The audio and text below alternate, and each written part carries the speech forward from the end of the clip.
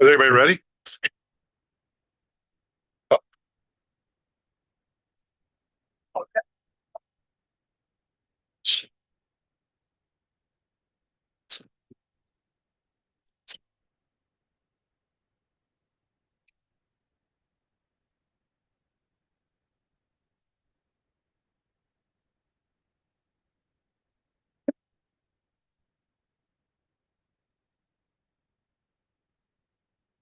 All right, let's call the meeting to order. Kelly, could you call the roll, please?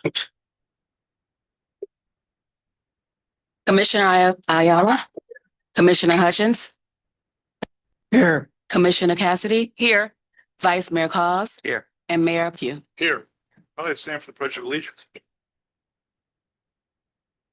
Pledge allegiance to the flag of the United States and to the republic which stands one nation under God, indivisible, liberty and justice. All right. Any additions, deletions, or modifications? And if none, someone like to move the agenda. I move we approve the agenda as written. Second. Motion second. All those in favor signify by saying aye. Aye. Motion carries. All right, workshop agenda items. Mr. Mayor, Commissioners, welcome to your workshop here. It feels like it's summertime already, right? That we're starting in with these workshops that feel budgetary, but they're not. Today's workshop is really focused around planning and zoning issues and specifically potential legislative changes coming out of Tallahassee. They're doing a lot of work up there right now. There's a lot of balls up in the air and quite a few of them will impact our town. And so to make sure we don't drop any of the balls as they're being passed over to the town, we have today Bonnie Landry. And Bonnie is here as a professional planner. I'll let her give you a brief background update. But I've worked with Bonnie for many years in different capacities. And she will walk us through a lot of the legislative updates and changes that we need to be aware of. Welcome, Bonnie. Thank you. For the record, I'm Bonnie Landry, Bonnie C. Landry and Associates. Next slide. I have a planning firm in South Florida. We established it in 2018. And when we established it, we do not contract with developers. We contract exclusively with local governments. And this is to avoid any perceived conflict of interest. You know, if we had to review a plan and then we were representing it with a developer. So over the course of many years, we've updated comprehensive plan and land development regulations as far north, excuse me, as Brevard County, south, City of Hollywood, and west St. Leo. So our main core business is comp plans and land development regulations. Next, oh, and as you mentioned, town manager asked me to provide you an overview. Next slide. So today this workshop is going to focus around bills that affect local governments and more particularly bills that affect the town, because we went through your plan, your land development code to make sure, you know, that we got them all, because obviously there are many laws that passed in 2025 and 2026, and we're going to cover both years since we have both sessions completed. Next slide. So as you know, Florida legislature, they meet in Tallahassee every year. And recently they continue to preempt local governments and make your home rule threatened. So we recognize that, and I'm sure you're following that very closely, as is your town attorney.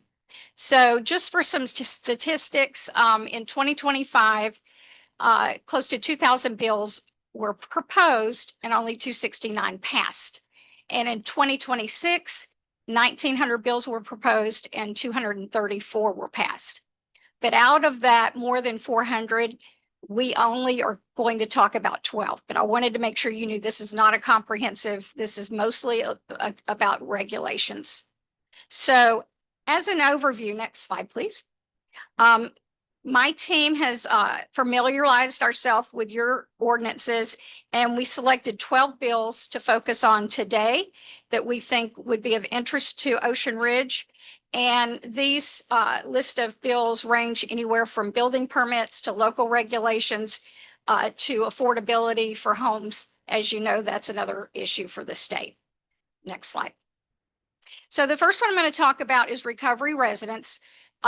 It is basically that you have to have a process to accommodate this use, specifically recovery residences, also known as sober homes. It's very important that I stress to you that this is a residential use. If they are, they're supposed to be drug and alcohol free while they're living at this home.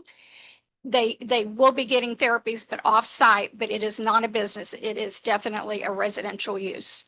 The deadline for that was January. Don't freak out. There's nothing they can do to you. And from what I talking with Michelle, you're getting that ordinance is already getting drafted by your town attorney. So you're going to be good.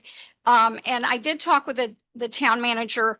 You might have your attorney look into your 30-day short-term rental, because that would apply to that use. They would still have to follow that. An important thing to remember is you cannot make it stricter than a typical use. So if you're already requiring 30 days, you can do that to this use. But it is protected by the ADA, and it is also protected by the Fair Housing Act. Again, it's a residential use. Next slide. Can I Oh, and I meant to say, do y'all want to stop me for questions as we go? That might be more Yes. efficient. Yes. I apologize. Yes, yes. So, how many people can live in such a? Well, in talking with your town, you do have some requirements for parking. So they would still have to meet that. Again, as long as you have parking standards for regular homes, the same thing applies. So you just can't make it stricter. You can't say, you know, you can only have one parking place. Whatever your code is, they have to abide by the code. And that does protect you some. The parking space was based upon bedrooms. Yeah. Not So- necessarily beds in a room. It's one parking space per bedroom, including the garage. Yeah. And how many people has anybody applied for one of these in Sugar Ridge? We got nervous 3 years ago, I think. Somebody seemed to be putting in a lot of bedrooms, which is how the parking. Okay. I'm sure I'm not aware of anything since I've been here. Anything else?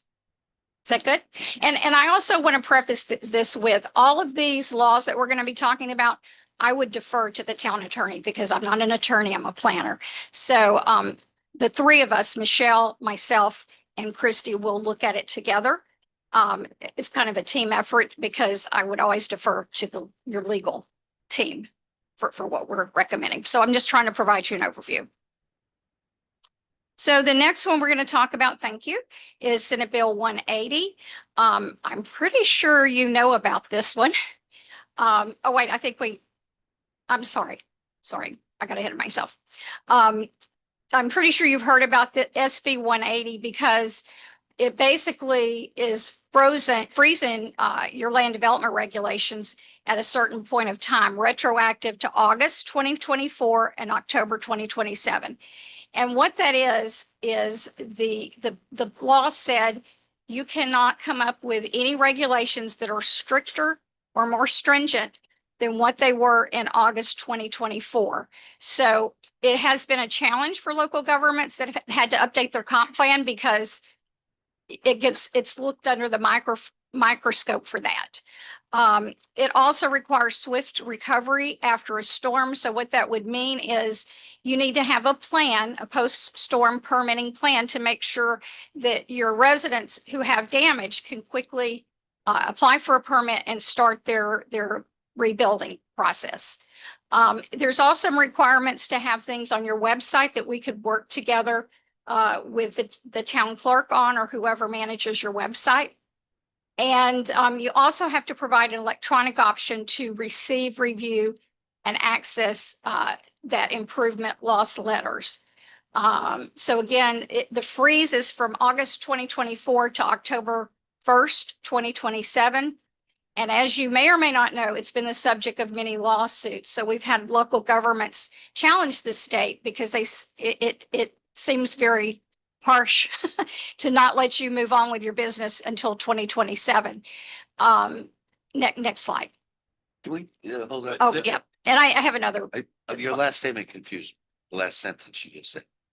more said it. strict, you can't make laws more stringent than what they were in August of 2024. Is that what you're talking? Right, so we have this window, 3 odd years, That you can't where do? we, right, okay, got you there. And we had this problem last storm, the big storm, when Durrani was refusing permits. Is that all evaporated now? Yeah. Remember, you couldn't repair after the storm was nuts. We Like have beach everything stairs. electronic too. Yeah. This is aimed at trying to prevent that from happening. It's to streamline the process so that people can fix their homes and secure them after a hurricane. But the unintended consequence is this freeze in your regulations. And it was just the way the bill was written. So next slide. So Is it any time of any type of disaster, or is it? it is. So it's for, the reason why it's the whole state is the way they said, this is the area. So many, 100 miles of a storm, because we had so many storms that really ended up affecting the whole state of Florida, every municipality. So no municipalities can create regulations stricter than what they were in August of 2024. So you also even have to go back to anything that you would have passed August 1st. So you got to go back to, and many cities are repealing any ordinances that they had between, August 1st, 2024. So you have to go retroactive, which is challenging, just have to go back. Well, only as Just if it, there's a storm. right, pertains to storms. No, it's any regulation, Even has nothing to do with storms. even if it has nothing to do with the storm. So we've had comprehensive plans returned by Florida Commerce. We have to be very careful when we're doing land development code, because the biggest concern would be a developer has the right to sue the municipality, and you would have to pay for their attorneys. So you really don't want to get challenged on that. It You don't, implies whether or not we've had a storm. Yeah. The whole purpose of the law is I know. Yeah, why is it? So why was it written that way? I don't really have an answer for you, but it could have been intentional. It could have been unintentional, but the way it was written, it affected every single city and county in the whole state of Florida. Vice Mayor, one of the things I remember is after one of the storms, it may have been Michael or Milton, one of those storms on the West Coast. A city that was more than whatever the original number of miles away from the original, they said if you're within 100 miles, you can't change your codes. Well, there was somebody that was right on the verge of that, on that boundary. And they did change some of their codes, and they came in and said, you can't have trailers in your front yard and you can't have certain restrictions, right? So it made it not only very difficult for people to rebuild their homes or repair, but also those that had their homes devastated and were looking to live on the property with maybe even a FEMA trailer weren't able to because of these recent changes. And so at that point in time, I believe the governor and his cabinet just said, this is ridiculous. And they changed it with an emergency order at that time, and now have followed up with this type of legislation, because again, it's the tone out of Tallahassee is, the overreach at the most local level. But the good news is I don't think that you all have enacted any land development since that time. And so we're not in an area Well, that you're puts us at qualified, risk. so that now we're just talking land development. Any regulations. No, you're saying something different. I think. Well, What do you mean by any regulation? Well, If I it's decide, if we mostly, had passed something in November of 2024 that said you couldn't cut your grass less than 5 inches, is that in? I would defer to your attorney, but it's any regulation. So those ordinances in 23 that we worked so long on for 7 months, we couldn't have done them. But did you have passed them before? Oh, yeah. Oh, Yeah. you're good. Yeah, we No, did. I know. We actually did a lot of homework to pass everything before we needed to. Okay. Well, you made the deadline then. That's good. That's good. And like your town manager said, unfortunately, the state continues to preempt local governments and stop you from regulating your own town, which is, that's the trend. Next slide, please. So we have some, each of these slides, we're going to have a recommendation just for your consideration. So whatever you decide, however you decide to move forward to respond to these changes, we'll work directly with the town manager on and the town attorney. So for SB 180, one of the things that you have to do is have frequently asked questions on your website. Post-storm permitting plan needs to be on your website, and a recovery guide needs to be on your website by May 1st, 2026. And then every May, you have to update it. So this will be an annual thing beginning this May where you have to have a recovery guide. And it's helpful to the public who, if God forbid a hurricane hit, they would know where to go and what to do with your town. Do we have that? It's May Yeah, where 4th. are we? No, No. we don't have that. So what's the penalty for not being? That I don't know, but it is required by law. So, Probably. well, So I but guess you have something- until May, May 1st on this one. The May 1st. was- Oh, that's true. If we didn't have any, if we didn't make any changes, then probably we'll. No, you're right. No, we don't have the emergency plan as far as I know. Yeah, but Where to it, park. yeah, until but- 1 point. yeah, just like this one in recovery residences, recovery residence was supposed to be in January. There's really, I just do it as best as you can, as soon as you can. I don't think there's any, nobody's going to come home here from the state and say you haven't done it, because they'd have to do that in every municipality. And that's just not feasible. But just do your best to get it done.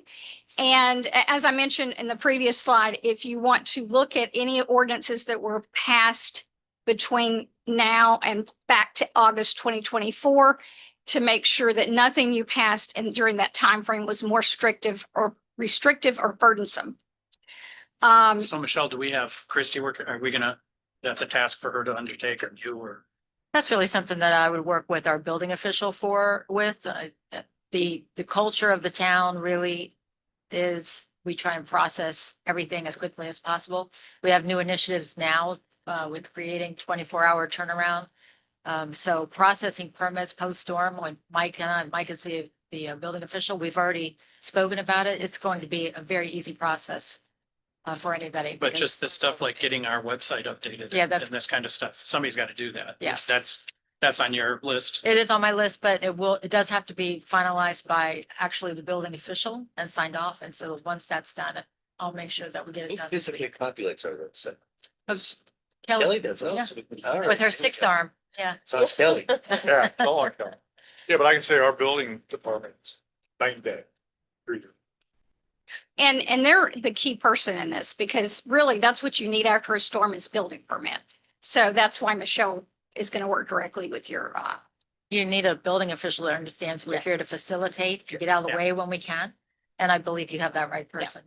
Like, so I want we need to look at your codes, update the codes if needed, and then update your website, and then put it on your calendar to do it every year in May.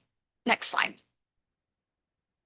So the next bill that we're going to talk about would have would have stopped SB 180. It was called the glitch bill for Senate Bill 180, the one that froze local regulations. It would have ended that freeze in June of 2026, which is next month. But unfortunately, it did not pass. It passed in the Senate, so we were very hopeful that it would pass, but the House, it died in the House. So the bottom line is SB 180 continues to be in effect, and your freeze on local regulations continues till August 1st of 2027. Next slide. The next bill I'm going to talk about is Senate Bill 784. That was from a 2025 legislation.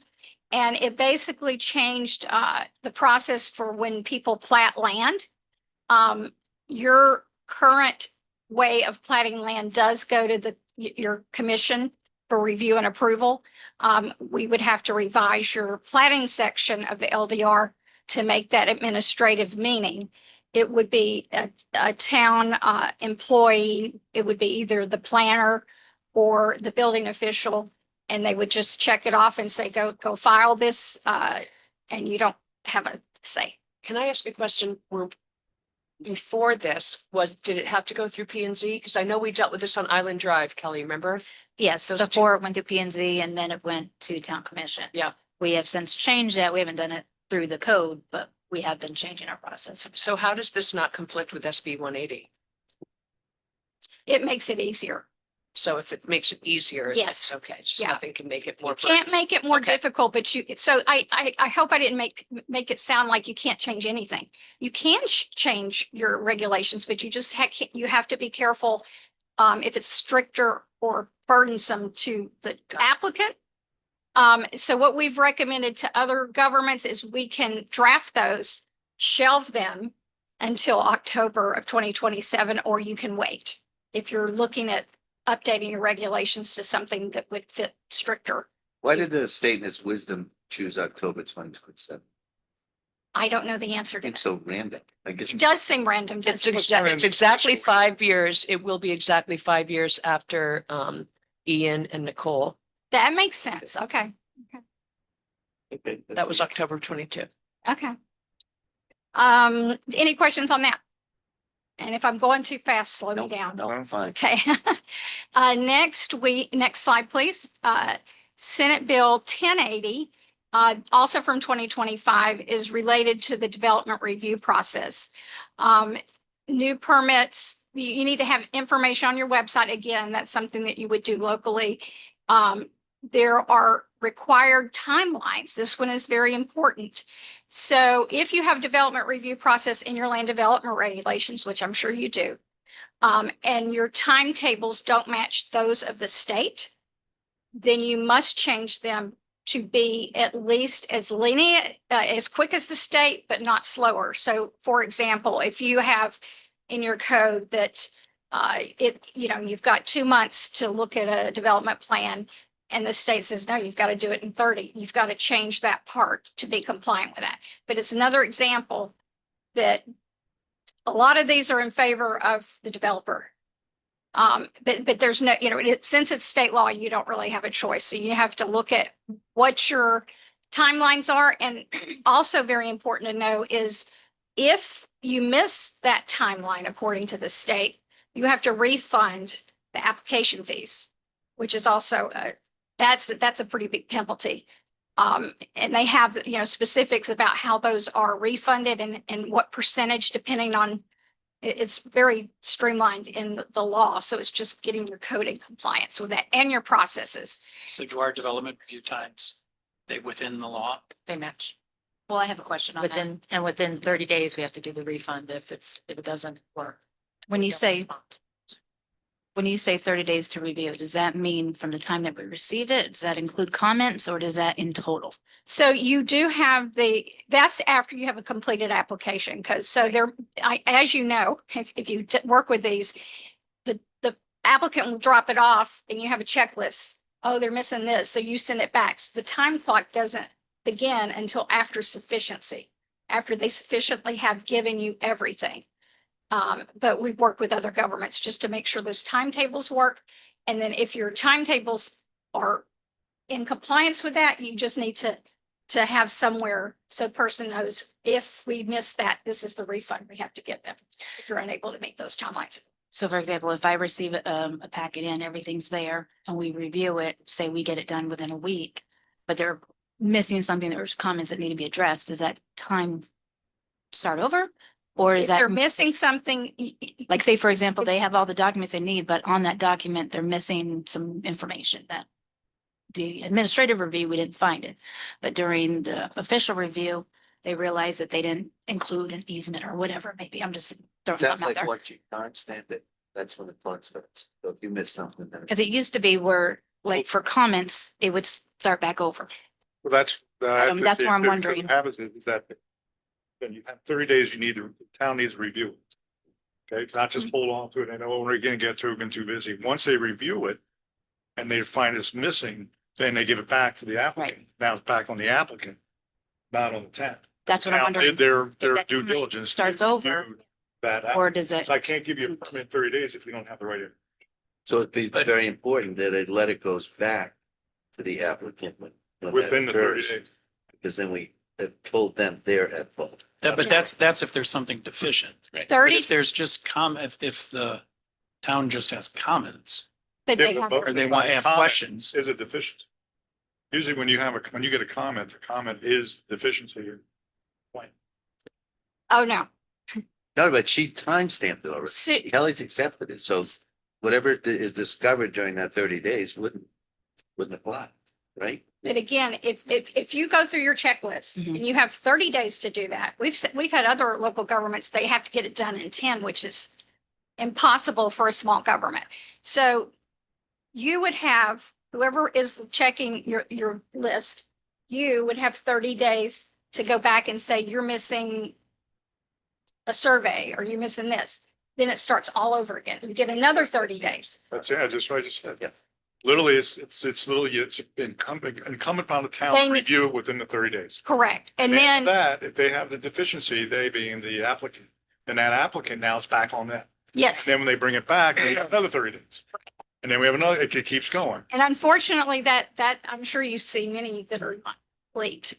But then after sufficiency, you say you're good to go, then you have 120 days to review it as a town. Just so you guys are aware, we put on ourselves, we do a 5 business day turnaround. So when it comes into our building permit portal, we put on ourselves to address it within 5 days. So it's either, told, oh, you're missing this or whatever, and then we let them know so that we put on ourselves a 5 business day. Just Yeah, the because- portal and the electronic permitting we are doing now is night and day. 2 or 3 years. I mean, the speed at which you get the reps. Amazing. They would do a great job. No, when you can do that, you got a streamlined process. That is, it makes everybody happy. We get very few complaints. That is key. Yes, that's good. It's amazing. It's personal. It is. It's basic. Yeah. I'm sorry. No, it's fine. It's fine. Recommendation, you review your codes and processes and you make sure that post storm information is on your website as required. So some of these, I should have introduced is some of these recommendations involve your code and some of them are just policies and procedures or website updates. It's a mixture of things and some would cover all of those. Okay, next slide. House Bill 803. This is mostly building permits. This would exempt a building permit for any work valued at less than $7,500. There are some exceptions to that. It's not every single one, but the law would be specific about which ones. And again, it's to make it easier to get a building permit. If it's a small repair, it's valued at $7,500 or less. So is that That kind just of means you don't even need a subjective? permit? Like, That's correct. who determines the value? Is that on the application? I don't know. I love this. It depends on the city. This is great. It depends on the city, believe it or not. What happens is some cities actually have a valuation method and means of doing it. Some cities don't, so they just go by whatever you're writing on the permit. Exactly. Yeah. So But I'm my guessing question so. is to you is, anything you do in a county that's over $2,500, you need to do a notice of commencement. So how does that fly in the face of this, which means no permit is required for anything at 7,500? When the county requires me or whomever to have anything over 2,500 needs a notice of commencement, they need to change. which one? County overrides? needs to change? it? Everybody has to comply with this. So the county. Well, even- I haven't heard anything from the county saying we don't need a Because Barney notice of hasn't commencement got of there yet. 2,500. Haven't When met- does this bill come into effect? July, So it's not in effect yet. yeah, July of 2026. So See what I'm saying? this is great, actually, because I get approached all the time and I don't give any advice to people. Just say that up front. I don't know When they about wanna that. Replace a water heater, when they want to replace the air Right. conditioner, that's great. Well, Yeah, but you Part of gotta be the careful, NC is though. gonna be You gotta more be than- careful. No. Certain things, electricity, There are life s- safety issues have to be permitted no matter what. 7,500. If it is one of the trades, it's electrical, plumbing, something related Did to it- that. electrical, plumbing, structural. Yeah, if Go with exactly, all of if that. it's related to a trade, then you're. Like my driveway permit. So what are you doing that doesn't involve 7,500? anything structural, electrical, plumbing? Yeah, you'd Are have you gonna to. tell somebody they need a permit? It's a 24-hour turnaround. We do them same days. It's a, yeah. We do Because you're very messing with quickly both now. two things, plumbing and electric. But the one thing that would happen if you don't have a permit is you don't get your permit fee. So that could be difficult for some governments, but But this is classic, pass legislation and then figure out how to implement it later. That's it. that is what's happening. And the deadline, July doesn't give you a lot of time, but So do we have a? So- we have a, like, don't- kind of a- don't shoot the messenger. yeah, we have a kind No, of and idea of We what- just want you to answer. Yeah. So that, Kelly, Michelle, Yes. our building department, we see this come, realize, okay, there's so many, we know most of the permits and what they're coming with. So have you made some kind of plan of how this is gonna happen, especially with the notice commencement?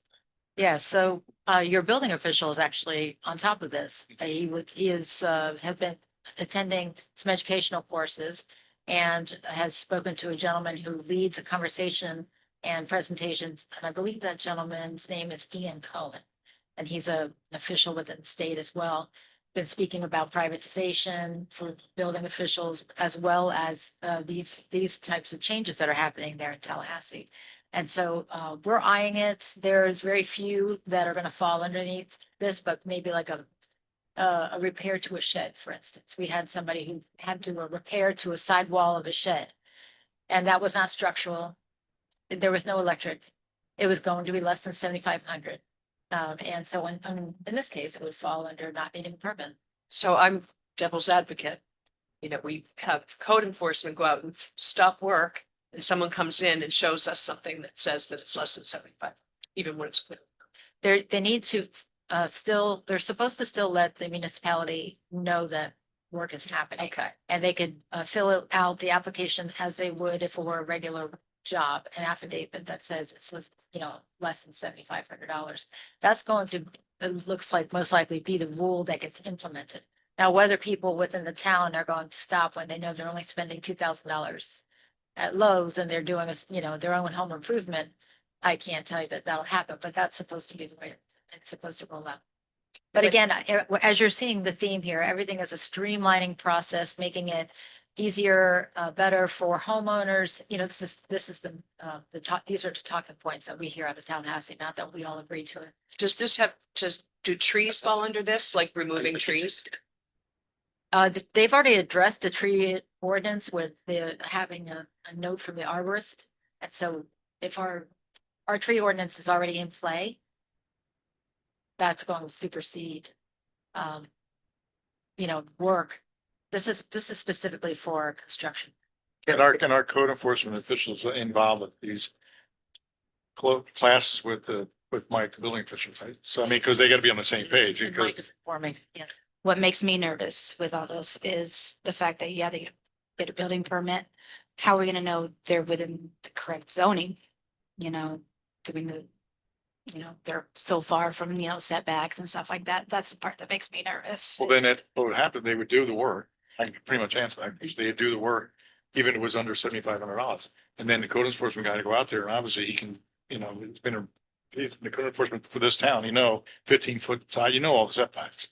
So he's gonna make that determination and report it to the town building official, who at that point can go out there and take a look at it, and then it would start the whole code enforcement process. But originally it would just be if it's under $7,500 and So what falls into that? So say someone wants to put in a hot tub in their backyard and the equipment itself costs a lot of money. Is the 7,500 just the labor, the work to do You it? still Like, have how do you? Still gonna be structural, there's That, yeah, gonna be electric. there Electrical or might be gas or whatever. There might be. Solar. So we would still have to have something. It's not gonna fall under the same. Kelly, we still have the program in place that, like, if your air conditioner goes out, so you can replace it, then come to you 24 hours later. It's an emergency. They have to notify us if they have an emergency change out Without a permit. and they get 24 hours to get it's it an in. emergency permit. No, good guys, fix my AC or my water heater, and then I'll come in afterwards, to get the permit. Correct. As long as they notify us. But I definitely want to say you still have to comply with the setbacks and everything. So code enforcement can still go there if he or she believes that they're not within the setback. They still have to follow code. And I think it's important to, right now, in case people are listening, just to remind everybody, we're not a punitive town, at least not any longer. If there was in the past, I'm not sure. But we're looking for compliance. you know, and so as these changes roll out, if they become very confusing, we'll try and communicate it, but we're gonna give some grace if it looks like we need to. We're really gonna look for compliance. And we follow the state statutes. The building official follows the state building code. And so for formulas of what something's worth, the state building codes define that by square footage, and there's a methodology to it all. Okay, so we covered the 7,500. The next one is related to, how a building looks. The state prohibits local governments from requiring on a commercial mixed-use building certain, facade in the windows that they put in. And I don't know your design standards, but we would work with your attorney to make sure it's in compliance with that rule. It also requires each municipality to have private reviewers. And what a private reviewer is for both building permits and land development regulations and development permits. I think you misspoke there. It doesn't require the municipalities to have a private, it requires them to be able to register a private. Register, yes. No, you're correct. Yes, register a list of private providers, and that then the applicant would choose someone from that list. And let's say it's a building permit. Your building official can't overrule the private person. Same thing if you have a list of planning firms reviewing these, your town planner can't overrule that review of that development. That's So, application. so wait, we've had They that. have they have to have the Wait. credentials to review it, but Oh. that is, yes. But there is a caveat that I know that what happens is that the town building official can still review it. It doesn't mean, it says that they can't review it. They can still review it. And if, well, the point is, and say that it's not compliant. And then he brings it up and says, hey, this is not in compliance. So like a building official, if there's a private provider can go out, do all the inspections. Now, the town still has the right, the building official, to go out and still go look and do those inspections. He doesn't, he's not writing it down, but he's assessing what it is. And if it's not in The compliance. private guy could say no to the building. And Well, he and can't, Kelly's had problems with these, right? The private Right. inspectors. They're getting more and more. but What? you can't, you can't It's getting- overrule it because they are, If it's not in compliance, Do they we can't. approve the list of private? I don't know. Do we have any? private? Yes. It Yeah. happens and it's not. Currently, we don't register them. They have to fill out a form each time that they use them, but they're not registered. We will start doing that. So we're looking into having them register. Yeah. Okay. Yeah, but see right now. When you want to get an inspection, I'll give you, for example, project up here. And rather than have the town Mike go look at, it, I have a private provider. And he fills out a private provider form, which actually was from the state. So he's a private provider, he does all his license and everything else. He does all the inspections. The reason being, it makes the job a lot of times go. So at that point, if everything is passed, then you're good and done. The job can actually go faster. It actually helps the town out some too, because if the town officials, like we've had in years past, where you're so busy, it's hard to get to every single inspection. It's actually I think guaranteed. it sounds like it was great before. This sounds like it's different. This sounds like it says, our guy can't see. It sounds like the private reviewer has final call over on the the, permit. Prohibits building official from reviewing these if the private reviewer determines it to be compliant. right. So That's he- the new certificate signed by the governor. If it's So compliant. if this hasn't been signed. it's, okay, so it's This is- compliant, you get your building permit, but as you said, if your person goes out there and it doesn't meet code, you'd still have code enforcement. But it would, you Just can't, saying, we still have a mechanism. yeah, to Make it. if they don't meet code. What do our But you neighbors do can't about restrict- registering them? We know? I don't know. I have not checked into. They all fill out the form. I know, that's, I don't know. but I what mean, they're doing. registering with the town is what I'm asking.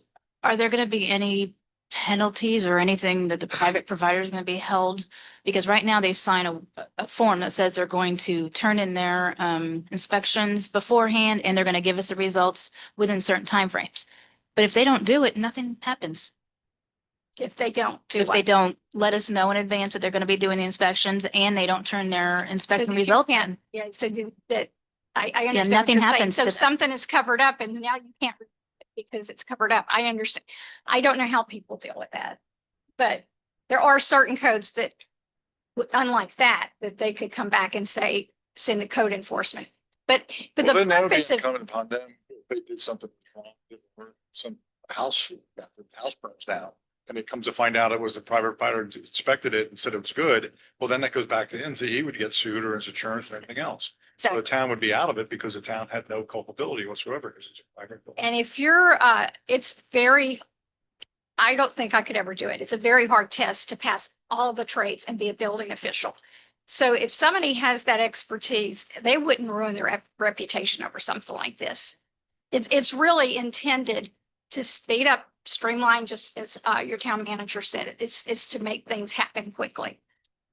So Jeff, so then if you use one of those privates, you pay that fee just to expedite the project. Correct. And then we're required to reduce our fee as it relates to the permit. I guess to offset.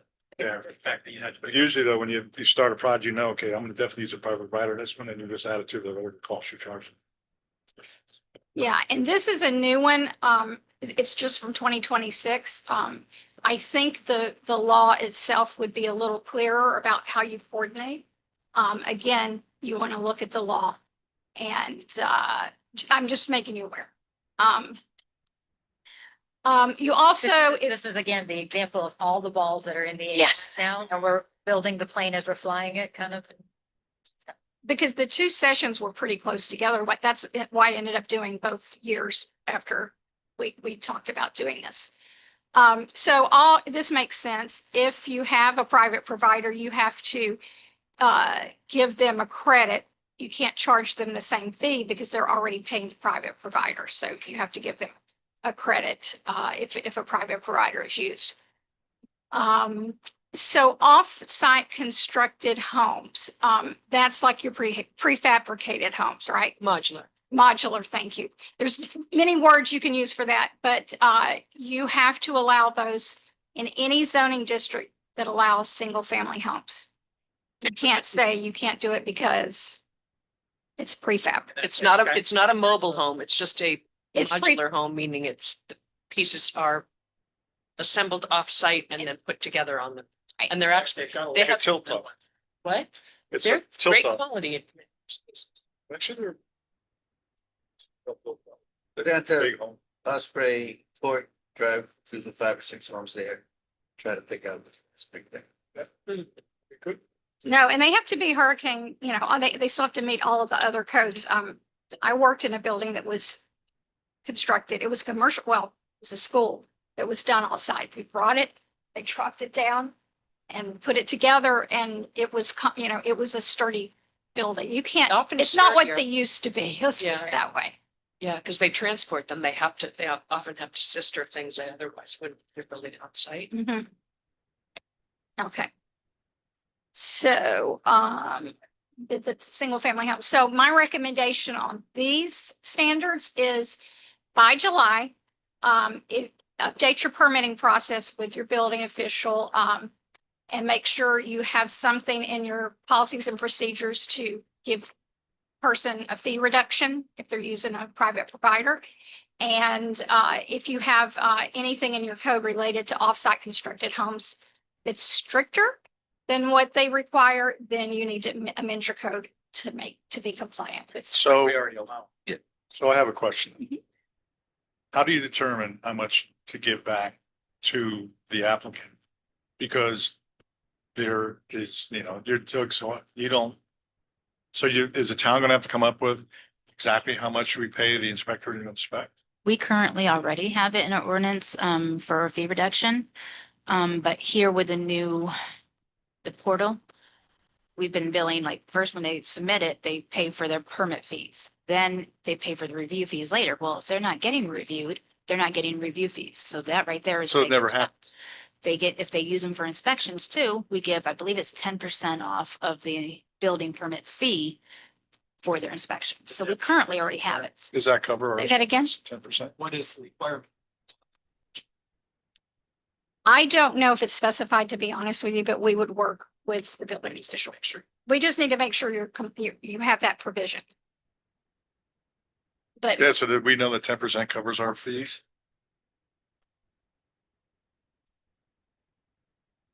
That's the announce.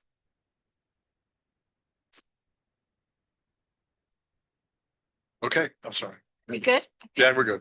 Okay, and also I failed to mention that the off-site constructed homes, there's a definition in Florida law that tells you what that means to make sure that you're doing everything the right way. Okay, next slide. Is House Bill 399.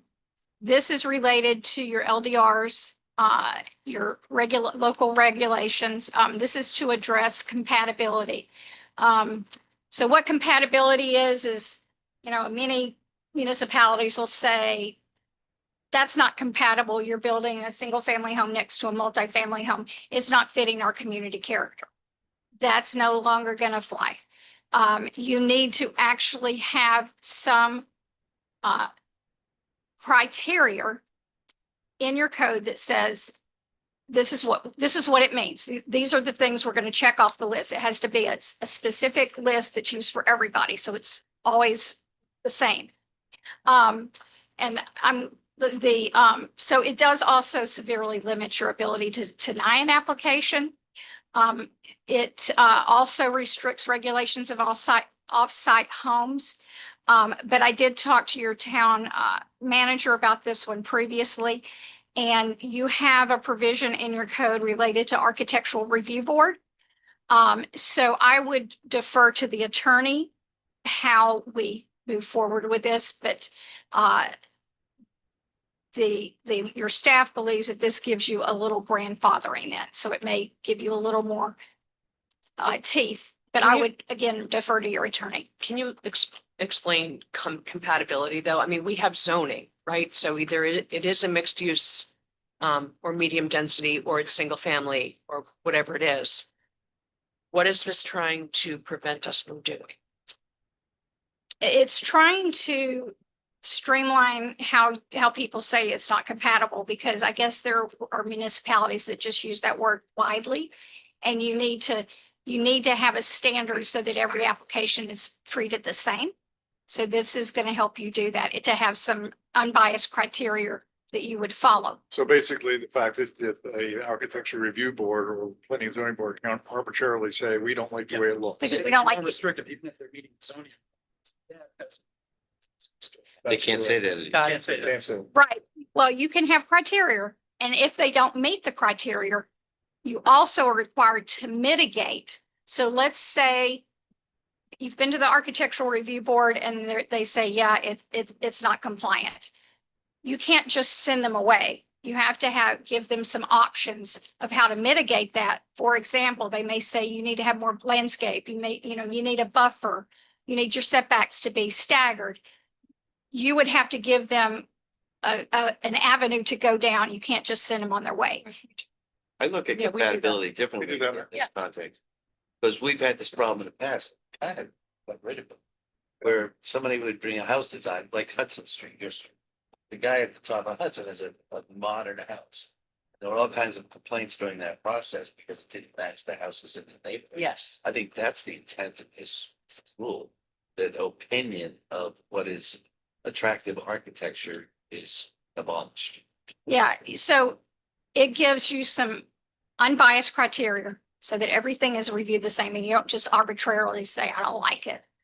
And again, if they don't meet the criteria, you still have to give them an avenue to approval, meaning you have to do your best to give them some options, how to mitigate it and make it more compatible. And Many, sorry, go ahead. let's say many of the bigger cities, and other towns too, they don't have architectural review boards. And they just don't address it. They allow like the HOAs to handle those kind of conversations. So they don't get into these details. Then some overregulate. There are still some towns that would like to tell you what color to paint your home. Right. Yes, and they have an architectural review board, so they're going to be allowed to continue that most likely. But this, again, is streamlining a process for the typical homeowner or developer to be able to move forward quickly. It sounds like our P and Z needs to be handed a list of new Want to call? I think we have them established already, which is Okay. what is making it easier for our town. I think it's one of. Again, this is reflective of you all having a very good town attorney in place for a while. Objective standards, Yeah. yes. Okay. And I don't want you to think this means you can't deny anything. That is not what it means. It's just, you have to, and it sounds like you already do work with the applicants. You work with the applicants to get them to yes. That's the intent of this. Next slide. And that was January 2027 that your deadline is. Okay, the next one also from 2026 is House Bill 1329. This is going to definitely affect the town manager. It's requiring you, once you get your budget put together, every year you have, every January, I think it is, but once every year you put your budget together, fiscal year budget, and then you have to have a budget reduction exercise every year. And the goal of that exercise is you try to say, if we took our budget right here and we reduced it 10%, here's how we would do it. And then you would decide, is it worth it? Meaning you're going to lose services. You don't have to cut it 10%. You just have to go through the exercise. So your town manager. And publish it and publish it. Oh, yes, it has to be on. Everybody can look at what we. It has to be, Yeah. yes, it has to be on your website.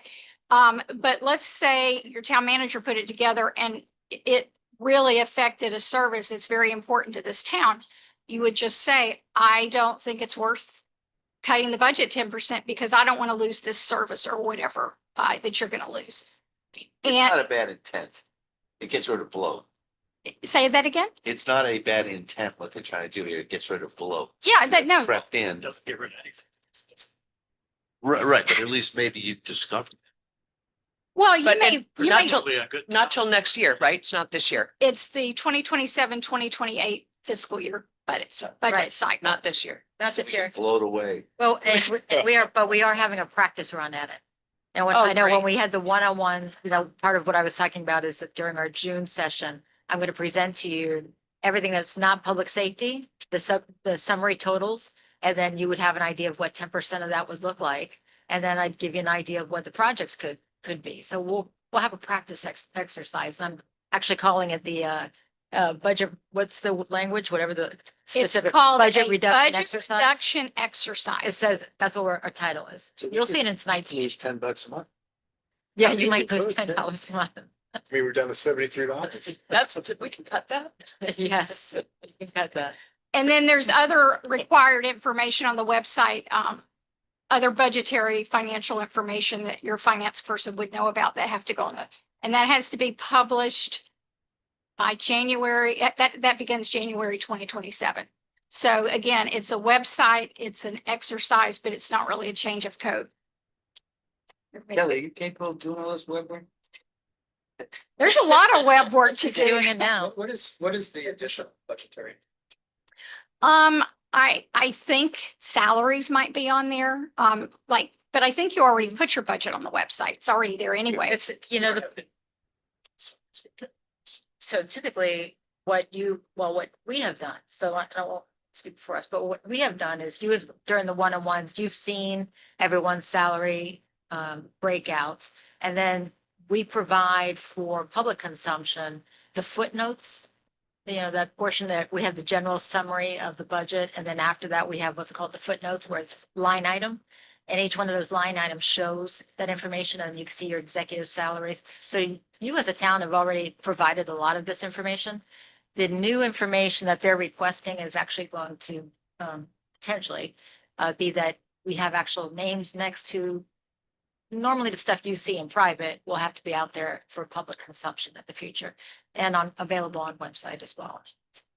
And I think past budgets as well have to be on there, but The last 6 years. And so what you see in your budget book for tonight, the public can see it in the backup information, is the example that I created with some of the AI models. So just pulling our last 6 years worth of budgets and putting the information, highlighted information together. And so it gives you a year over year review of your budget. And that's what they'll be requiring in the future. It's, if we didn't have AI to just take in and plug and play, I can't imagine how towns this size would operate and do it. Because, you know, many cities have 5 to 10 people working in a department to be able to execute these tasks, and we don't. And so, you know, AI, of course, makes it easier, and I think the people in Tallahassee know that as well. And so they're putting more requirements. Yeah, but that is a really good point because I do work with a lot of small municipalities with, you know, you have to have a clerk, an attorney and a manager, and that's it. That's maybe all they have. And for those poor 3 people to have to do all this, it's a lot to ask for a small government, but it's required no matter what size your government is.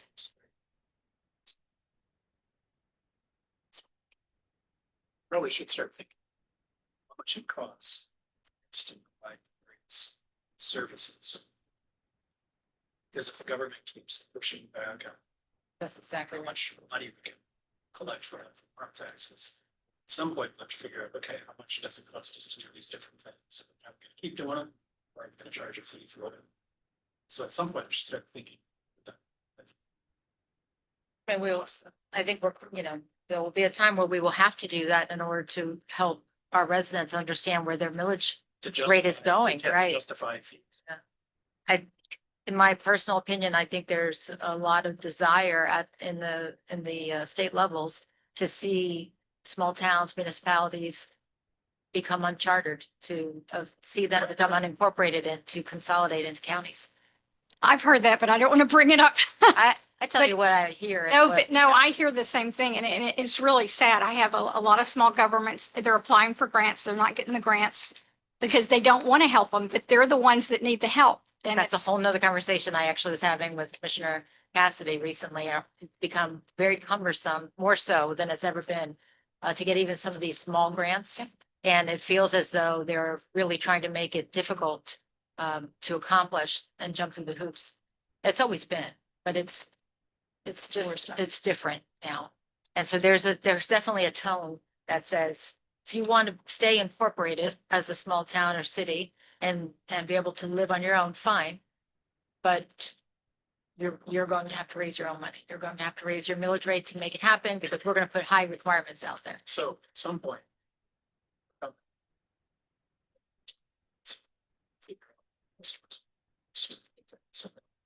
some point, we have to figure out residents, what services do they want?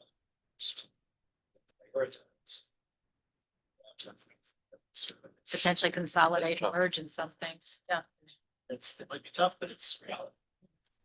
If we're gonna have restricted, I don't know if that law is gonna pass, but if it does. It's time to sort of. I think that talking too much. I see the class war kind of conversation, right? Where the cities and towns that are going to be able to pay for the elite services will continue to do that. And then there will be the ones that fall in the middle that will consolidate. Because it's just easier, better, they can't keep up with it, you know, so I see that if we'll continue down this path. Let's go ahead. more good news. Next slide, Senate Bill 462. This one is optional. So this is, you know, take it or leave it, if you will. It's from 2025. But it's an optional provision that you could require a minimum age and ID requirements for the people who drive or ride on e-bikes, scooters, and other motorized devices. So this would just be a way to keep track of it and keep the younger people off the road if that's what your intent, but I will defer to your police chief on that one. Yes, at the Chiefs Association, we're a member of, come up with a. What to say? Basically that sort of age requirement. So everybody would have the same. That's a good Right. idea. Yeah, you want it to be consistent because that would be confusing Yeah. if you're in the county or the city. What about Yeah. speed? That's the whole issue. Around pedestrians, you have to lower your speed to 10 miles an hour. Can't go faster than a certain speed. I'd have to. See it. I'd love to know the high end speed. Have we had any incidents? Yes, Have we had incidents in town? we had one this weekend. It came 2 o'clock in the morning, 5 of them fled from the officers. It's big. Well, how how would you enforce that? Very hard, because if it's a miles an hour, radar, we have to check voltage on the unit when they jailbreak them anyway, you go faster. There's a lot of, it's still in the fine tuning with the county ordinance, but I can send you more. Yeah, I'd love that. Yeah, go ahead and send us. Yeah. I mean, I assume mostly what you would do is if someone's behaving recklessly, that's what. You can do reckless, right? I No, know. but if it's got a miles per hour, you're not gonna sit there and go on everybody, but if somebody's acting crazy. Right, reckless, and, Well, then you get. yes, yeah. It's In just- California, they actually tried an e-bike killed the individual, a veteran, and the prosecutor, doesn't just happen in brick shoes, that's for sure. So that's optional, but it seems as though that you're nodding your heads that you'd like to, if it's a county ordinance that you would adopt. And we've seen that with other municipalities. You want it to be the same because most people don't know where the city line is or the town line is and where the county line is. So. Just relax. Yes. No. Yeah. Mhm. To Do you- drag race on. So that. did they come up with an age or are they still working? Okay. Where we had, We're out a lot of it.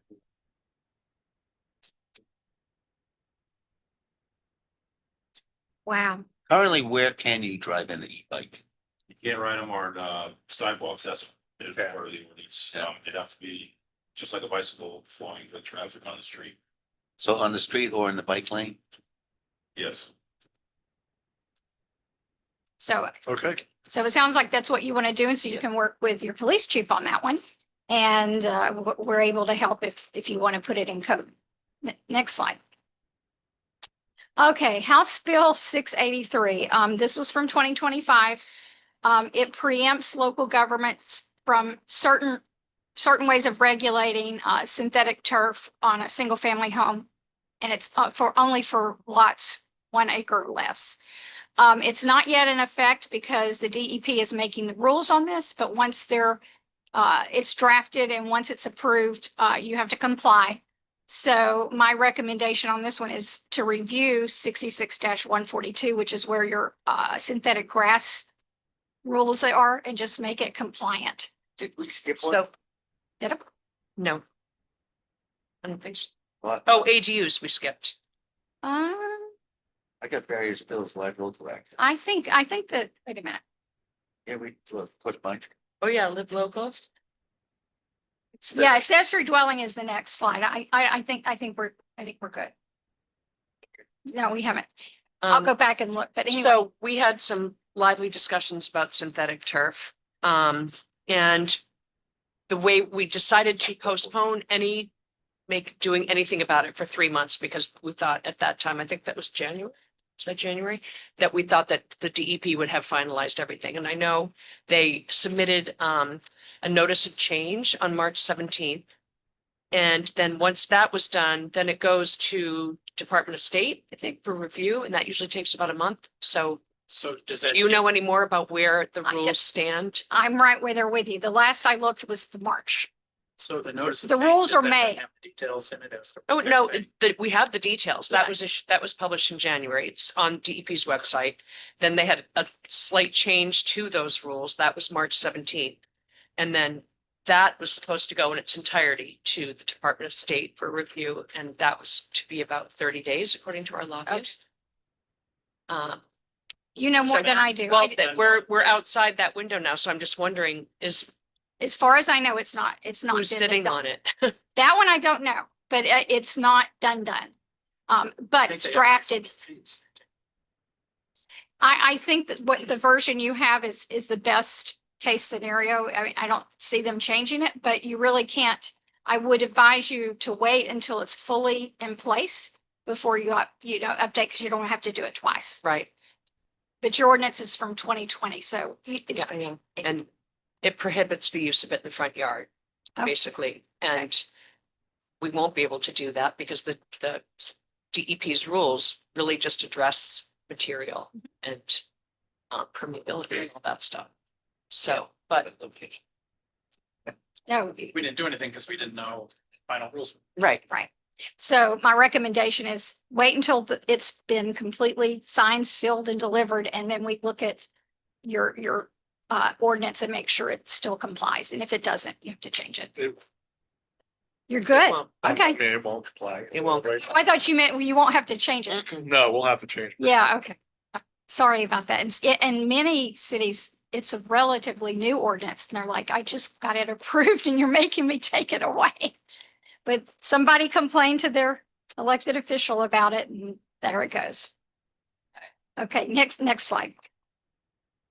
Okay, this one did not pass, but I ended up putting it in this presentation because your town manager said that this was an interesting topic for you. So it was SB 48. Had it passed, it would require you to allow accessory dwelling units with single family home districts by right, which means they don't have to get a special permit. It's just, you have to let them do it. So what happened with this bill is, they could not decide how to treat short-term rentals. So it failed. So so it didn't pass, but I would recommend, and it sounds like you have a lobbyist, that you would follow this closely, depending on where you stand on the matter. So if we have a code currently that says you can't build on more than 36% of your property, if you already had a 3,600, let's say 10,000 lot, 3,600 square foot house, if this had passed, you could also put an ADU, or with this 36? You still have to comply. Example, my dad lived in an accessory dwelling unit in my backyard, but I still had to meet setbacks. I still had to make sure I wasn't over, taking my whole yard with building. So it's not just like a carte blanche, but what it is, you can't prohibit. Because they're coming, so. Yeah, you can't prohibit those. And I don't know to what degree they say, other things that you can regulate with them. But because many governments that allow it say it can't be more than 50% of your home, which is where I live. But they are a good thing for multi-generational families. A lot of people in my age group are taking care of their parents, and it does make it easier. But there's pros and cons to everything. But for now, you don't need to change anything because it failed. Okay, next slide. So Live Local Act, that was, so this was passed in 2023, but in 2025 and 2026, they put some amendments to make things clearer. So it still requires you to have an avenue for a builder to get some incentives for doing affordable housing, because I think affordable housing is a key topic at the state level in Florida. So it did expand the eligibility of what projects would be approved. It also has a look back window. That one's an interesting one, because when it first passed, some local governments said, oh, I need to reduce my height level because the highest height is going to be allowed for Live Local Act. Well, they put the look back to 2023. So any government that changed their rules so they could get around it, can't get around it. So does that make sense? Not really. So if you had, let's say you Live Local got approved in 2023, and I'm just going to make this up. I don't know what your height limits are, but let's say you have a height limit of 3 stories. And you're like, oh my goodness, we're going to have 3 stories all over because of, the Live Local Act. Let's change your height limit to 2 stories. And you did that. It still goes back to what it was in 2023. We're okay. Yeah, we have 36 feet. So does that make sense? Because in that Live Local Act, you have to allow them by right, whatever the highest height is Highest height of who? of a Yeah, building. it's all multi. No, Of a no, building. we need, but the highest height is determined by, What's your look, code said? What's your code said in 2023? Yeah, this really doesn't. No, so if you had changed between 2023 and now, somebody could apply and utilize whatever the highest height was in 2023. Does that make sense? Yep. Okay. Thank you. So let's see, so recommendation, by July 1st, review your Live Local Act, your administrative procedures, and review and update it based on the changes to the law in both 2025 and 2026. Okay. So next slide. Overall recommendation, I would ask you to accept this report and consider task order to have the planning consultant update the processes, the regulations, and work with your town clerk on any website updates. We sometimes come up with the language so that it makes it easier to update your website. So we're available to do that, and I'm available for questions. I think we did get under the 2 hours. You did it. Thank you. It was the challenge of the under and over. I said, I need you to be within 2 hours. She says, I'm going to go for 1 hour and we'll see how it goes. Yeah. That's what she's right. You're doing. No, and that's what I said. The time would be how many questions, but it's a workshop.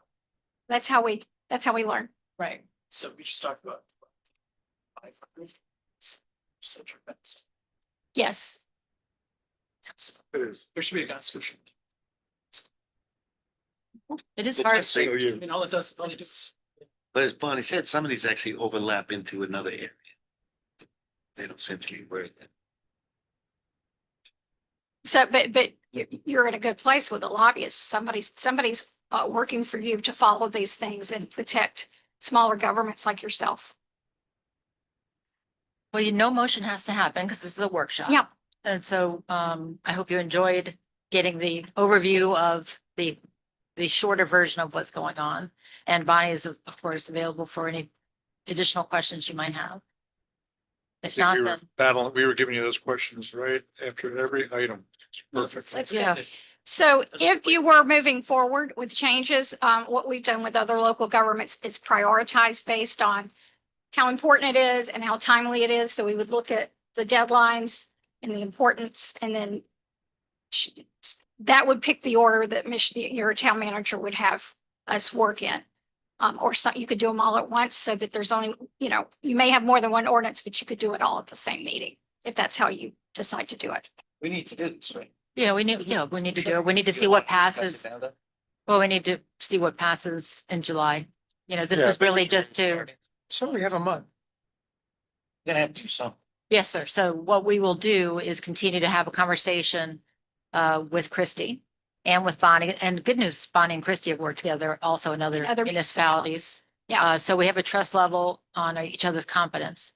And we will efficiently work to bring you back the fastest way possible. So if Christie already has a template for something and she can knock it out and bring it back for a new ordinance, that will happen. If Bonnie needs to create something new or use one of her templates, then we'll go with that route. So whatever's the fastest and quickest. But as long as you all give me consensus and 2 thumbs up to, work with Bonnie, should that need arise, I think that's Yeah. all I'm looking for today. It's 10%.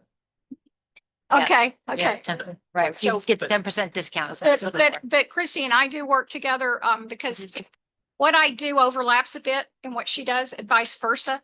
So we try to do it, whatever is most, economic for you. Maybe it makes more sense for her to do it or makes more sense, but we work together with other municipalities to decide who does what. I think, Michelle, because of all this stuff. Percent budget reduction stuff. We need to start thinking. Right plan budget in terms of the services. it's supposed to be. We haven't really budgeted thinking that way. Correct. So we need to start thinking about that. Let's talk about how much it costs to provide each of these different services. Which would Well, we be kind of- considered in I know, but on our budget process, we do the pie chart. It actually shows each department exactly what, like the public safety is 48%. And we show the percentages, but I think you want to get even more detail in that. Well, let's say that, just brainstorm. Let's say that they did come out and say, couldn't charge enough taxes or anything that was a public safety. Some phase and that. That means we're gonna have to know how much every service might costs. And then we're gonna have to figure out Yeah, either, are we gonna charge, are we gonna stop doing that thing? Or are we gonna start charging a fee for the to our residents, and we're gonna have to know what stuff costs. And, you know, we just haven't thought of it that way before. And there might be some things that we do that cost a lot of money, but it's worth very much. That would be the first thing we decide to stop doing. And other things that people build here, they would say that's the first thing we've got to tax. We just haven't thought of it that way. And maybe it all line up really easy. I just wonder. Yeah, I'll be happy to work on the show. Some thoughts of it. I mean, you've got your team, but No, I welcome that, know that. The other thing that you in the past have not really needed to rely on are community surveys. I think you've done it here and there, but you're so in touch with the community on your one-on-one relationships. And, you know, it's a small community that's helpful in larger places. And I've watched Bonnie lead workshops before where, you know, we'll have a workshop and it's for the public where they come and get to decide like what's important to them. And so she'll put a question up and ask for importance or which one they prefer, and everybody has a remote control. Do you still do that? I do. Thing? It's, people love it. Yeah. Yeah, and I've been doing that for years. So basically it's a way to take, you know, let's say every seat was full, every person would have a clicker. So instead of a person standing up one by one and doing their comments, you get a consensus because you can see visually, it gives you real results on the graph. So it'll say, you know, yes, no question, 75% of the audience said 75% said they were in favor or not in favor with something, or they, you know, you'll have a list of services. Which one of these services is most important to you? They would vote, and then you'd have live graphs. It's very, it cuts back on the comments, but it allows people still to say what they feel. It's fun, and it's usually, you know, some of the larger groups, you know, instead of having 200 people show up to a public to be heard, you know, session or a workshop where there's literally a couple hundred people that come and turn out. I don't know that we've ever had a couple hundred people turn out here. But it's fun and interesting, even if you have 30. It's just, you know, but Yeah. it's a way to, you know, move and find our priorities. Yeah, Can, I didn't call it. Yeah, you did. No, I didn't. It was Can I- the sheriff calling the sheriff. That wasn't me. That was the other guy. can I ask a question just about your services? As a planner, do you get involved on in the local level in actual plan review? I've done that, yes. Because I'm just thinking, we're in, you know, thinking broadly about cutting costs. Is there redundancy here? I mean, Bonnie is obviously exceptionally helpful. Redundancy with our current town planner situation. It's always good to have redundancy. There would be no reason why I wouldn't be able to reach out to your firm, to Bonnie's firm. She has others that work for her as well, if we needed that, those services. And I think as when we were talking about it at one point, you know, her firm and our Bonnie, I think of as a little elevated, you know, with the way they work with the local governments only and not developers, and really just focus on comp plans and, you know, that type of thing. see But- Caroline Baker, if you think solving contracts. So, We even saved. yeah, so, Maybe we need to make that part of our exercise at June's. Yeah. So, and sometimes it's to support your staff, meaning you have one person and they have to review everything. Or they go get sick. So I've done like temporary support. I've worked with the town manager at other municipalities when they were missing an employee and they need somebody to step in, almost like a temp. Yeah. Until they were able to hire. So we've done it various ways. And it's very easy to do remotely now because of, I mean, you don't really, everything can be remote if it needs to be, and that cuts down on the travel time and the cost. So, but we could support your staff. We'd be happy to do that. All right. Well, thank you so much. Thank you for inviting me Thank today. you very I much. appreciate it. Nice to meet y'all. You too. I have one more item to bring up. If that's okay with you all. Go ahead. That's on the agenda. Florida House Bill 1451, and I just want to read a quick summary of it rather than get into a lot of details. But this is regarding utilities, and specifically water utilities for us is, you know, where I'm starting this conversation.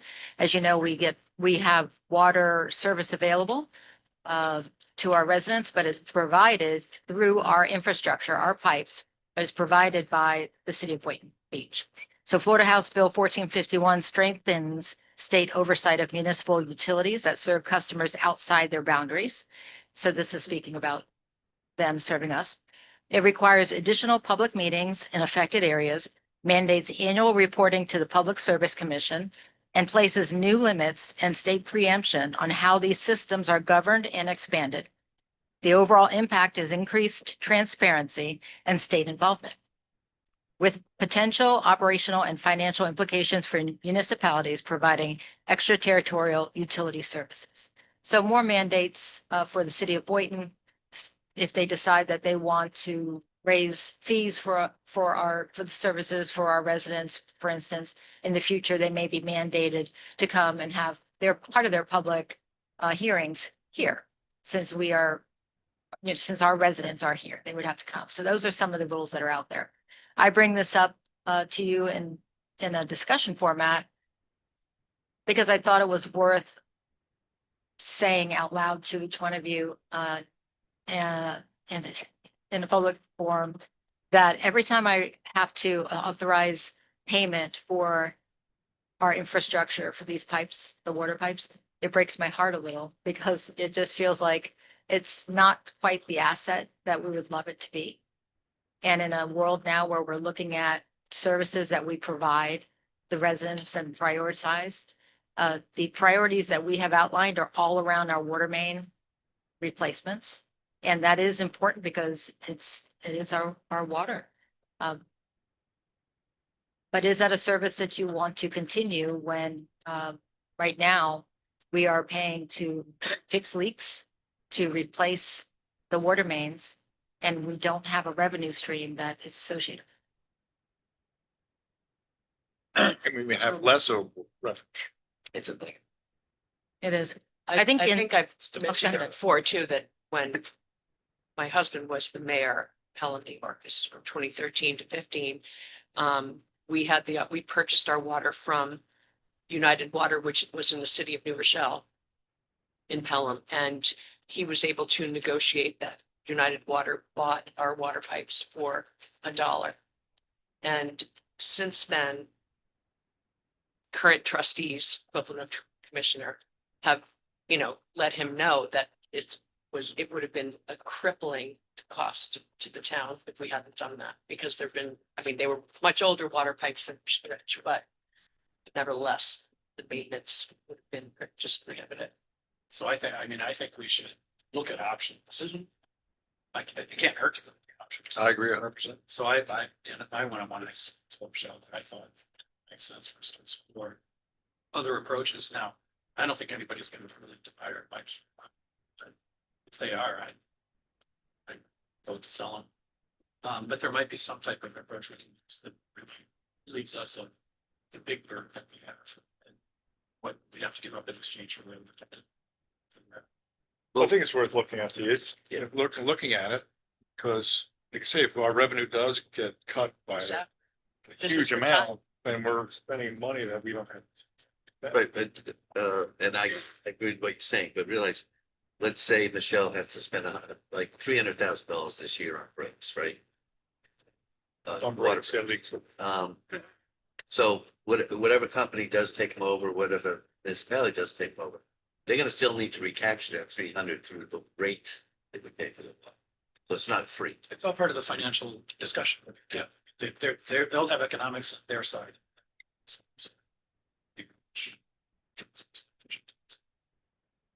All right, well, the discussion is basically, let's look into different options. And then By the way, remember we had, like me, including Artsef, it was looking at this very thing. So I would definitely contact Artsef. He's expert on this kind of municipality. Is he still on the Board of Adjustment? I don't think he is. Artsef, Oh, that's right. he's expert. at this. Yeah. That's what he does for a living. I can take that as consensus, and then just for the agenda that we have at 6 o'clock, I have that line item of this on there in case you wanted to give me direction for anything. And, one of the things that I think I'll need to do is, reach out and speak to our utility provider. And maybe even reach out to other utility providers. For instance, Manalapan is also capable of providing water service. And so as we are having discussions about needing to update our contract, is there an interest in finding out what the potential contract could look like when you consider competition? So that would be all the options that we'd These be are able to all look into. different, yeah. And I know that in the past, you had a consultant that you were working with on a similar issue to, right? I think you had a consultant, Is that person? Do you remember? Raffatellis. On water pipes, I don't remember that. I remember What'd you the say? sewer. It's a time. It was for the sewer issue, septic What was sewer. the sewer? So- Raffatellis, that's what, our town attorney had shared with me, that it's been looked at, in the past with Raffatellis. That's who it was. So we could also, if you give me that direction at the next meeting, I could reach back out to that group and see where it left off and maybe save some steps there. One of the things that I thought was interesting that Christy had brought up is that we're in a world here where we need and can provide, or somebody can purchase water service from the town, providing drinking water. And then also segment out separately the potential sewer service. So you could have discussions maybe that offer a bundle, which of course that would be financially more advantageous for the town. But if you're deciding that you'd rather have more control over decisions in the future for sewer, you could separate that out, that service still, and then have the conversation for just drinking water service. Eventually, you see the tone of the state. The state is coming down and making great mandates and asking for a concept, bringing people together as often as possible. So these kinds of conversations are good to have early, because it's probably a I don't think we three-year should restrict initiative. ourselves. in Conversations. The economics would probably attract things together, but that doesn't indicate we're intending to do anything. It's just understanding what the financial implications are. And also, we don't know what's going to happen in terms of legislation, so it may be a merger. Correct. Depending on what crazy legislation it's on. So you have consensus. Have consensus, and then just consider what direction you would like to offer me for tonight's meeting. If there's nothing new, then I can take it off the agenda. If you just want me to mill around and try and see what I can find out, I can just do it that way. On the agenda. Leave it on? Yeah. And just consider between now and then what the direction that the bring. Right. Yes.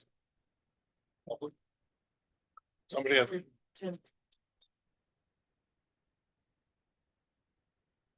Ask the experts, the people that have done this before.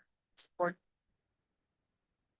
I thank you for listening to it. I just think we have to look at all these items.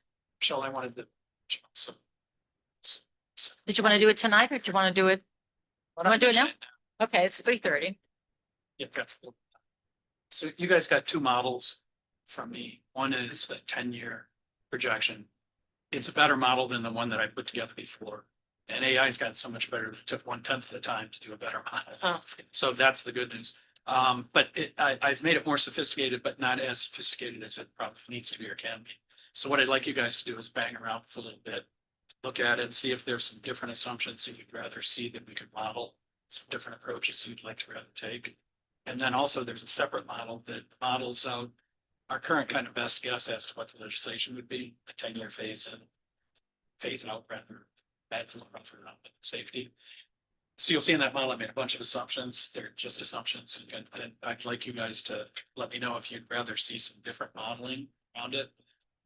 But for us to really understand the implications, we have to be pretty detailed in terms of understanding what happens to assessed values of homes. It's not so much about what happens in the market, but it's Michelle's collecting some information on how many homes sell here and what the assessed value of the homes that got sold was versus the new assessed values. Because even if home prices remain level, if a $700,000 house gets sold, they tear it down and build a $6 million house. And our assessed values go up, even though the market's fly on the following side. So Yeah. we have to make some relatively complicated and nuanced assumptions, that kind of stuff, to model in the future what might happen. So I'm working on trying to adjust the mean, right? But we need some data to do them. But anyway, as you guys look at it, if you look at it, say it's crazy. So kick back some comments to me and I'll make changes. One thing I'm just thinking, if it is as extreme as complete elimination, don't you think that the percentage of that more people are going to homestead than currently do? That's one of the So things, why would? that's one of the assumptions that we Okay. could vary in the model is what percentage are homestead. It's remained pretty low, like 44%. So it's, you know, that's a. It's a geo. Mhm. It's a tough one. I was surprised. I would have assumed that it continued to go up. Since COVID, yeah. But it, it's interesting, This town is. but we're pulling off the table. And then again, with the model that he's creating, if you want to say, well, what if it goes up 5%? What if Yeah. our? No, we can model it. You can change all that. It's And then just we'll be able more, to do it. more loss of revenue. Yeah, we could do it in real time during the workshops. The other thing that's gonna be really important is what percentage of our costs are appropriately allocated to safety. And right now, we don't really do that. You know, it's easy for police chief and all of these policemen, that, of course, but there's times that Shaw spends and everybody else Yeah. spends that we don't allocate that out right now. And we better start getting ahead of that, doing it, because that's gonna be moving forward. And we're probably gonna be in a stronger position if we're already doing it than if we run around Right. and try to redo how we're allocating everything after they pass the law. So I'd rather we go into this budget season. In case there's some look back. Yeah, with us saying, after they seem to like, look, it's where, you know. Yeah. Have an allocation already. Yeah. Yeah, Michelle, you have been working on that already. Yes, and so the way it's reflected is through journal entries currently for this year, so you will on our, I'll say P and L, so because you all are business people, so on our profit and loss statement or our budget, it's a line item, say for my salary, for the executive salary and for town manager. And right now you see that in whole, a full number. But truly, we still back out a percentage depending on, my workload to the building department and to public safety. I mean, that's, really what we do. So public safety could be code enforcement, it could be work like that. And I think that what Commissioner is saying is maybe we should get ahead of that. And instead of doing it in the back end through journal entries, make it more transparent right in the beginning and show So that's where. what that allocation is. And by the way, it's not a bad way to. For residents. Yeah. This is really how much. we're spending. It's like- it's just. Overhead. Just so you know, Commissioner Alla, Danielle already received that information while we were having our meeting. And so it's been sent to your email. It's a 3-year baseline. No downtime for you. Thank you for looking at. Thank you. That's all I have for the workshop. Anything else you have? Still have, Is there anything else? you all took a lot of information in a very short period of time. So good job. Well, thank you. Easy presentation. All right, well, I guess we'll say this meeting's adjourned and see you at 6 o'clock.